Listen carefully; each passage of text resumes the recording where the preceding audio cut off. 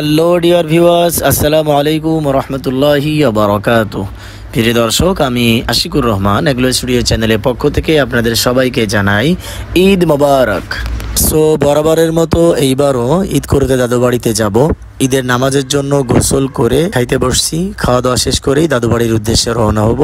এ সম্পর্কে বিস্তারিত নিয়েই আপনাদের সাথে কথা বলবো, তবে তার আগে খাওয়া দাওয়া করে নিতে চাই। সো খাওয়া দাওয়া শেষ করে যাত্রাপথে ইনশাআল্লাহ আপনাদের সাথে কথা হবে।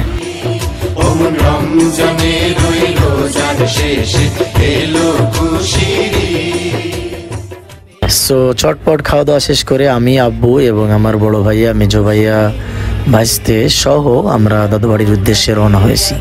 ছোট্টবেলা থেকেই আমরা গ্রামের বাড়িতে ঈদ করি। আমাদের গ্রামের বাড়িতে দাদু ভাই, দাদি এবং চাচা তার পরিবার সহ বসবাস করেন। আমার চাচারা মোট 6 ভাই এবং 1 বোন। পাখিরা যেভাবে সারাদিন আকাশে ডানা মেলে উড়তে থাকে এবং দিনের শেষে তার আপন ঠিকানায় ফিরে আসে, ঠিক তেমনি আমার 6 চাচা এবং ফুফু যে যেখানেই থাকি না কেন আমরা ঠিক ঈদের সময় সপরিবারে গ্রামের বাড়িতে উপস্থিত হতাম। আমার দাদু মারা যাবার পর আর সেভাবে সকলে একসাথে গ্রামের বাড়িতে আসা হয় না। আগের মতো ঈদ আনন্দও হয় না।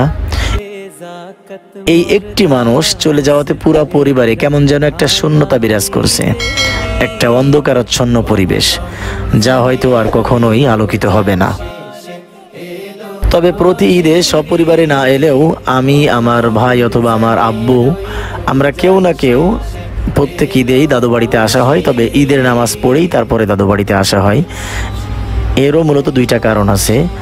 তার ভিতরে একটা কারণ হচ্ছে দাদুর কবর জিয়ারত করা।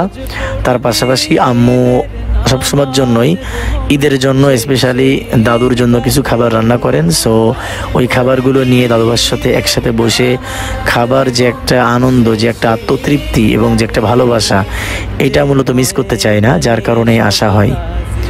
তবে এইবার ঈদের নামাজের আগেই আসতে হচ্ছে। তার কারণ হচ্ছে দাদুভাই সবসময় ঈদের নামাজের ইমামতি করেন। তো এখন ওনার বয়স 90+। সো বার্ধক্যজনিত কারণে উনি লম্বা সময় দাঁড়িয়ে আগের মতো খুতবা দিতে পারেন না।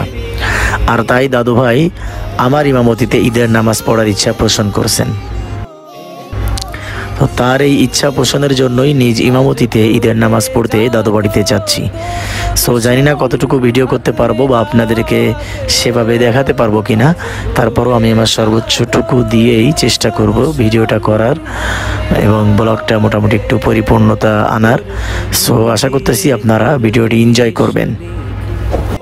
রমজানের ওই রোজার শেষে এলো খুশির ঈদ, তুই আপনাকে আজ বিলিয়ে দে শোন আসমানি তাগিদ।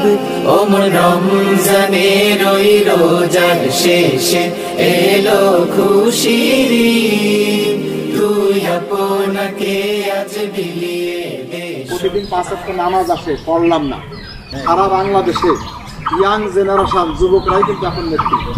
আমি অনুরোধ করব সবাইকে আবারও আজকের এই ঈদের মাঠের থেকেই যে আমরা অন্তপক্ষে একটু দৃঢ় প্রত্যয় ব্যক্ত করি, আমরা অঙ্গীকার করি যে আমরা আর পারতপক্ষে 5 ওয়াক্ত নামাজ ছাড়ব না।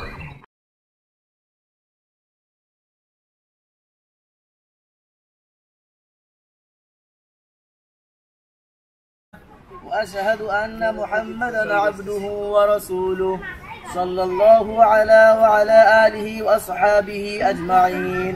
العدة ولتكبروا الله على ما هداكم ولعلكم تشركون. আজ তোমার খোলা মাঠে আছে 2 রাকাত ওয়াজিব নামাজ, ঈদের 2 রাকাত ওয়াজিব নামাজ আদায় করলাম।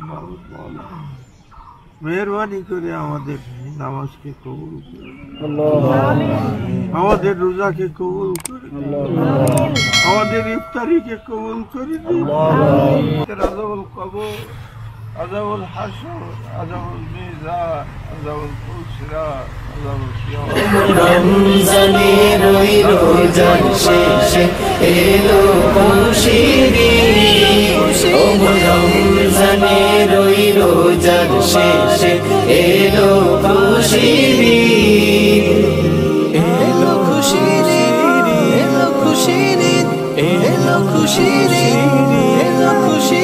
ঢাল হৃদয়ে তোর তস্তরিতে শিরনি তৌহিদের, ঢাল হৃদয়ে তোর তস্তরিতে শিরনি তৌহিদের।